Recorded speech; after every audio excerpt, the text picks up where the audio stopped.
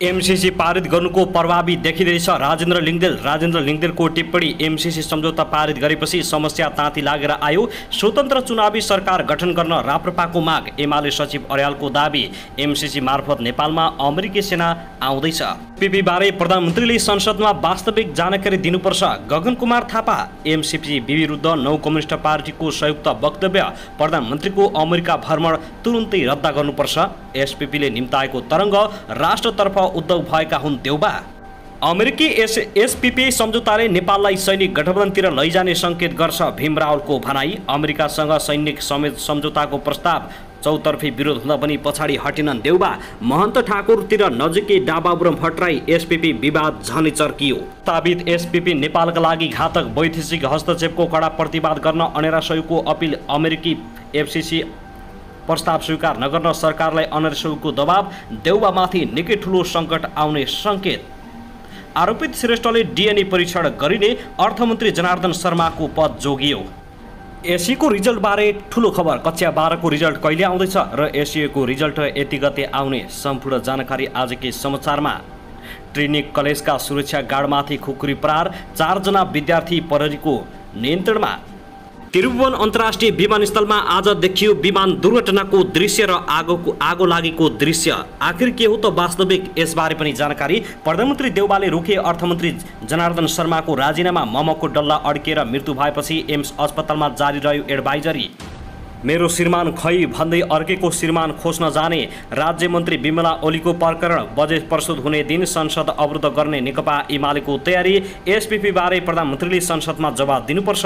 गगन कुमार थापाको माग। नेकपा एमालेका नेता प्रदीप कुमार गेवालले भने एसपीपी सम्झौता गरेर देशलाई द्वन्द्वमा धकेल्ने कार्य स्वीकार्य हुने छैन। असार 3 गतेभित्र प्रतिवेदन बुझाउन अनेरा सहयोगको माग। एसपीपी सम्झौतामा हस्ताक्षर नगर्ने विश्वास दिलाउन प्रधानमन्त्री देउबालाई महामन्त्री थापाको आग्रह। 12 वर्षीय बालिका बलात्कारको आरोपमा प्रधानाध्यापक सहित 4 जना प्रहरीको नियन्त्रणमा। पोर्चुगल पठाइदिन्छु भन्दै नक्कली कागजात दिएर ठगी गर्ने प्रहरीले पक्राउ गर्यो। राप्रपा प्रवेश गर्ने रविन्द्र मिश्रको तयारी। अन्तर्राष्ट्रिय त्रिभुवन विमानस्थलबाट 1 राउन्ड गोलीसहित 1 युवती पक्राउ। यस्तो रहेछ कारण। भित्री जानकारी आजकै समाचार। त्रिभुवन विमानस्थल आधा घण्टा सबै खाले उडान बन्द हुने कारण के हो? माछा मार्ने क्रममा करेन्ट लागेर 1 जनाको मृत्यु, 5 जना पक्राउ। जङ्गली च्याउ खाँदा 2 जनाको ज्यान गयो, 2 जना घाइते। कलेजका सुरक्षा गार्डलाई खुकुरी हान्ने 4 जनालाई प्रहरीले दियो यस्तो सजाय। र काठमाडौँमा अमेरिकी सेनाको क्याम्प बन्ने हल्ला। आखिर के हो त वास्तविकता, यसबारे पनि जानकारी। 3वटा प्रदेशमा भारी वर्षाको सम्भावना। भुच्चे पहिरो तथा गेग्रान बहावको जोखिम। सतर्क रहनुहोला। अरूण तेस्रोमा कार्यरत मजदुरको शव 4 दिनदेखि अस्पतालमै। अब हेर्नुहोस् पुरा समाचार।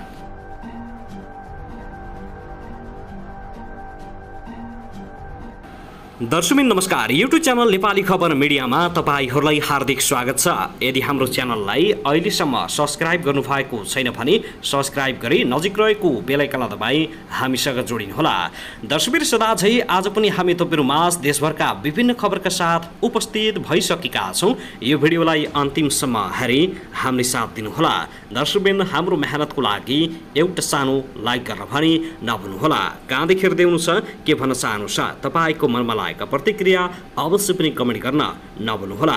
दर्शकबिन के तपाईँ हाम्रो च्यानलमा नियमित श्रोता हुनुहुन्छ?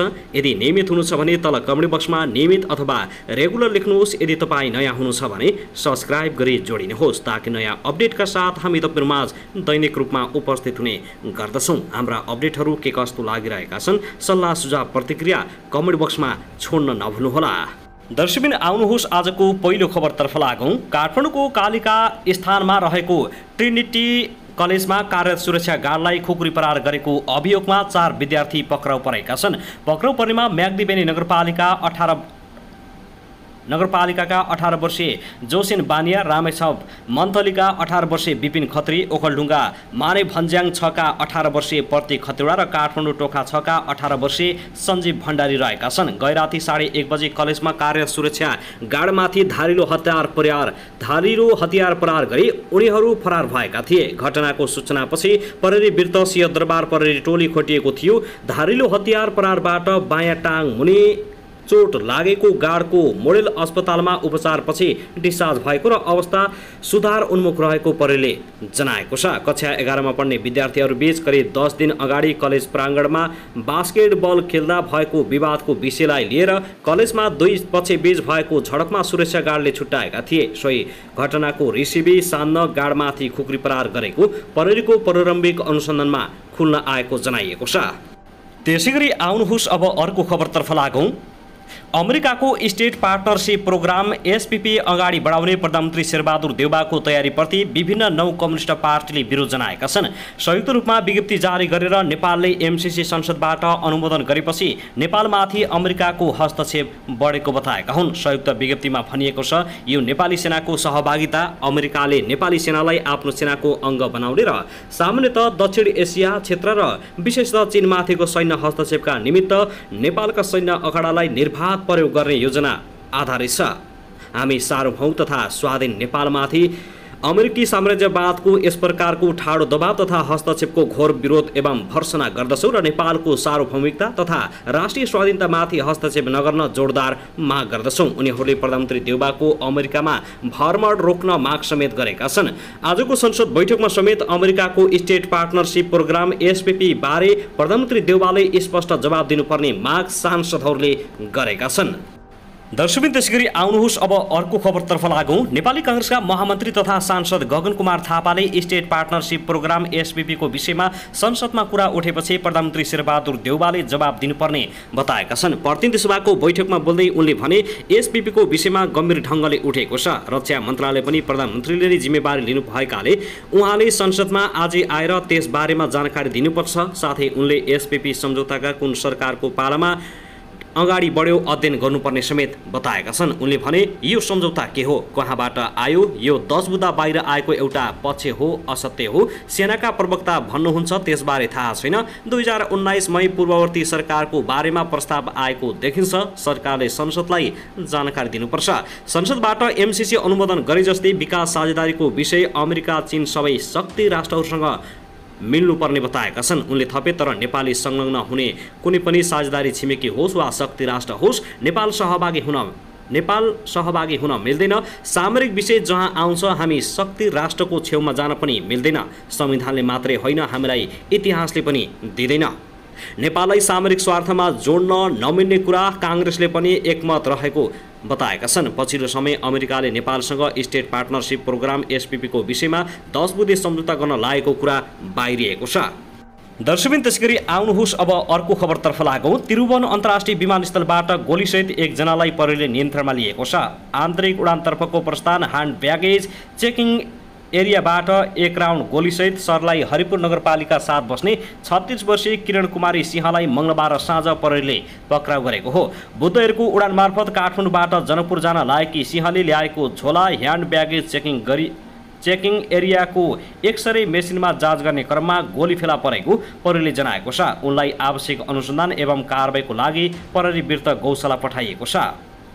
गत चैत्रमा पनि विमानस्थलबाट एक युवतीलाई प्रहरीले गोलीसहित पक्राउ गरेको थियो। तनहुँको भानु नगरपालिका 7 की 27 वर्षीय सोभिता नेपालीलाई प्रहरीले नियन्त्रणमा लिएको थियो। नेपाल एयरलाइन्सको उडानदेखि काठमाडौँबाट जापानको नारिता जान लागेकी उनलाई विमानस्थलमा खटिएको प्रहरीले जाँच गर्ने क्रममा उनको झोलामा गोली फेला परेको थियो। दर्शकबिन त्यसैगरी आउनुहोस् अब अर्को खबरतर्फ लागौं। राष्ट्रिय प्रजातन्त्र पार्टी राप्रपाले स्वतन्त्र चुनावी सरकार गठनको प्रस्ताव गरेको छ। बुधबारको प्रतिनिधि सभा बैठकमा बोल्दै राप्रपाका अध्यक्ष राजेन्द्र लिङदेलले परराष्ट्र नीतिमा असन्तुलन हुने कार्य हुन नदिन स्वतन्त्र सरकार गठन गर्नुपर्ने आवश्यकता भएको औलाएका छन्। विगतमा एमसीसी बहुमतको बलमा पास गरिएको र फेरि एसपीपी को विषय अगाडि आएको उल्लेख गर्दै उनले यस्ता विषयमा राष्ट्रिय आवश्यकता र सहमति भन्दा बहुमतमा निर्णय लिने प्रवृत्ति मौलाएकाले त्यसलाई रोक्न र परराष्ट्र नीतिमा सन्तुलन कायम गर्न स्वतन्त्र सरकार गठनको प्रस्ताव गरेका हुन्। बहुमतको बलमा हतार गरेर एमसीसी पास गरियो तर त्यसका पछि के कुरा ताती लागेर आउँदै रहेछन् भन्ने कुरा आउन थालेको छ। यो एसपीपी अरू कुरा के आउँदैछन् देखिँदै नै जानेछ। अध्यक्ष लिङदेलले प्रश्न गर्दै भने यस प्रकारको गल्ती सरकारले किन दोहोऱ्याइरहेको छ। त्यस्तै राजेन्द्र लिङ्गदेलले अमेरिकी मिलेनियम च्यालेन्ज कर्पोरेसन एमसिसी पारित गरेपछिको प्रभाव देखिन थालेको पनि बताएका छन्। प्रतिनिधि सभाको बैठकमा बोल्दै लिङ्गदेलले एमसिसी पारित गरेपछि प्रभाव देखिन थालेको बताएका हुन्। सरकारले तत्कालीन समयमा बहुमतको आडमा जबरजस्ती एमसिसी अनुमोदन गरेको स्मरण गर्दै लिङ्गदेलले त्यसपछिको प्रभाव देखिन सुरु गरेको र कास्टिङ मात्रै भएको बताएका छन्। अझै फिल्म आउन बाँकी छ, उनले भने यो त बल्ल सुरुवात हो। दर्शक महानुभाव, त्यसैगरी आउनुहोस् अब अर्को खबरतर्फ लागौँ। पूर्व प्रधानमन्त्री तथा नेपाल कम्युनिस्ट पार्टी एकीकृत समाजवादीका सम्मानित नेता झलनाथ खनालले अमेरिकी सेनाले नेपाली सेना समक्ष प्रस्ताव गरेको स्टेट पार्टनरसिप प्रोग्राम एसपीपी अस्वीकार गर्नुपर्ने बताएका छन्। यसलाई विवादित र आपत्तिजनक सम्झौता भन्दै नेता खनालले प्रस्तावित सम्झौताको प्राप्त कपीलाई स्थायी कमिटीको बैठकमा गम्भीर छलफलका लागि समेत विवरण गरेको बताएका छन्। सञ्चार माध्यममा आए जस्तो एसपीपीले गरेको प्रस्तावलाई नेपालले स्वीकार्ने हो भने नेपाल असंलग्न मुलुक नरहने, नेपालको एक चीन नीति उल्लङ्घन हुने, नेपाल अमेरिकी सेनाको चीन विरुद्ध अखडा बन्ने र क्रमशः नेपाल पनि युक्रेनको दिशामा जाने खतरा रहेको खनालको भनाइ छ। उनले यो प्रस्तावलाई सम्पूर्ण जनता र देशभक्त नेपालीले गम्भीरतापूर्वक लिनुपर्ने पनि बताएका छन्। सबै राजनीतिक पार्टी र जनसङ्गठनले यस विषयलाई गम्भीरतापूर्वक लिनुपर्छ र यस्ता प्रस्तावलाई सरकारले ठाडै अस्वीकार गर्नुपर्छ। सम्मानित नेता खनालले अमेरिकाको यो प्रस्तावलाई अस्वीकार गरेर राष्ट्रको स्वतन्त्रता बचाउनुपर्ने जिकिर गरेका छन्। वास्तवमा एमसिसी अनुमोदन गर्ने बेलामा नेपाली जनतामा यो पास भयो भने नेपालमा अमेरिकी सेना मार्चपासी गर्ने छन् भन्ने हल्ला चलेको थियो, तर अहिले प्रकट रूपमा आएको यो प्रस्तावले त्यही कुरालाई पुष्टि गर्न थालेको छ। त्यसैगरी आउनुहोस् अब अर्को खबरतर्फ लागौँ। त्रिभुवन अन्तर्राष्ट्रिय विमानस्थल आज आधा घण्टा बन्द भएको छ। बुधबार दिउँसो 3 बजेदेखि 3:30 बजेसम्म हवाई उडानसँग सम्बन्धित सङ्कटकालीन योजना अनुसार पूर्व सङ्कटकालीन अभ्यास गर्नुपर्ने भएकाले केही समय नियमित उडान प्रभावित भएको हो। बुधबार नागरिक उडान प्राधिकरण त्रिभुवन अन्तर्राष्ट्रिय विमानस्थल नजिक नागरिक उडान कार्यालयले उक्त सूचना जारी गर्दै उडान प्रभावित हुने जनाएको थियो। परिकल्पना गरिएको घटना अनुसार अभ्यासको क्रममा विमानस्थल परिसरमा कुनै वायुयान दुर्घटना भई आगलागी हुने, जसको कारण विमानस्थल वरिपरिको आकाशमा कालो धुवाँको मुस्लो देखिएको थियो। घटनाको प्रतिकारका लागि दमकल, सुरक्षाकर्मी, एम्बुलेन्स तथा अन्य गतिविधिमा तीव्रता आएको देखिएको थियो, सूचनामा उल्लेख गरिएको छ। सो अभ्यासको क्रममा स्थानीय विमानस्थलका नियमित उडान भने प्रभावित भएका छन्, जसमा जनधनको क्षति भने भएको छैन। हेर्दा मात्रै दुर्घटना जस्तो देखिन्छ। त्यसैले यो समय हवाई सेवाका लागि गएका यात्रुका आफन्तहरू नडराउन पनि विमानस्थलले आग्रह गरेको छ।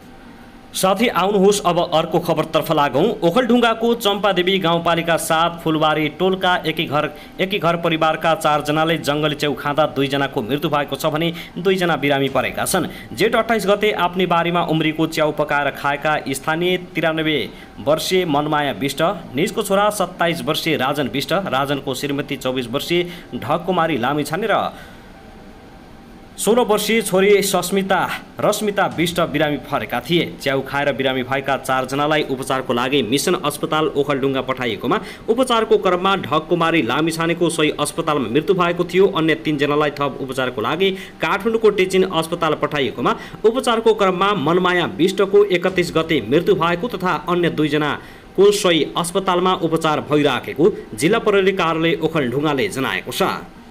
त्यसैगरी आउनुहोस् अब अर्को खबरतर्फ लागौँ। पोर्चुगल पठाइदिने प्रलोभनमा पारेर 35,50,000 रुपियाँ ठगी गर्ने एकजनालाई प्रहरीले नियन्त्रणमा लिएको छ। काठमाडौँ उपत्यका अपराध अनुसन्धान कार्यालयले पोर्चुगल पठाइदिन्छु भनेर नक्कली कागजात समेत दिएर 8 जनालाई ठग्ने काठमाडौँको बालुवा टारका हाल टोखा नगरपालिका 6 ग्रान्डी बस्ने 35 वर्षका रोहित प्रजापति भनिने रोजित श्रेष्ठलाई नियन्त्रणमा लिएको हो। तनहुँ बन्दीपुर गाउँपालिका 2 घर भई हाल काठमाडौँ हेम्पी बस्दै आएका सुकमाया गुरुङसँग चिन्जान गरी श्रेष्ठले बालुवाटारमा संयुक्त नेपाल अनाथ आश्रम असहाय समाज संस्था सञ्चालन गरेको छु भन्दै झुक्का आएको प्रहरीले जनाएको छ। उनले आफू उक्त संस्थाको केन्द्रीय अध्यक्ष रहेको र पोर्चुगलमा संस्थाको सेमिनार हुन लागेकाले सुकमाया र उनका कोही आफन्त जाने भए पोर्चुगल पठाइदिने भनेका थिए।